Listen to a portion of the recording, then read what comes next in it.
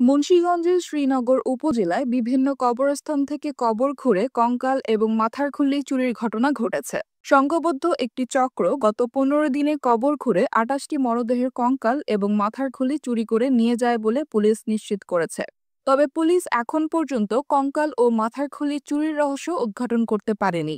শ্রীনগর উপজেলার বেজগাঁও, বিলতারা, ষোলঘর, সিংপাড়া এবং চারিগাঁও এলাকায় কবরস্থানে রাতের আধারে কবর খুঁড়ে লাশের কঙ্কাল এবং মাথার খুলি চুরির এ ঘটনা ঘটে। চোর চক্রটি একাধিক কবর খুঁড়ে কোনোটি থেকে মাথার খুলি, কোনোটির আবার পুরো কঙ্কাল উঠিয়ে নিয়ে যায়। সংঘবদ্ধ চক্রটি গত ২৭ ফেব্রুয়ারি সিংপাড়া সামাজিক কবরস্থানে ২৭টি কবর খুঁড়ে ৭টি কঙ্কাল এবং চারিগাঁও জান্নাতুল ফেরদৌস কবরস্থানে ১২টি কবর খুঁড়ে ৪টি কঙ্কাল চুরি করে নিয়ে যায়। শ্রীনগর থানার ভারপ্রাপ্ত কর্মকর্তা মোহাম্মদ শাকিল আহমদ কঙ্কাল চুরির ঘটনার সত্যতা স্বীকার করে বলেন, পুলিশ রহস্য উদ্ঘাটনের চেষ্টা করছে এবং চোর চক্রটি ধরার জন্য জোর প্রচেষ্টা চালাচ্ছে।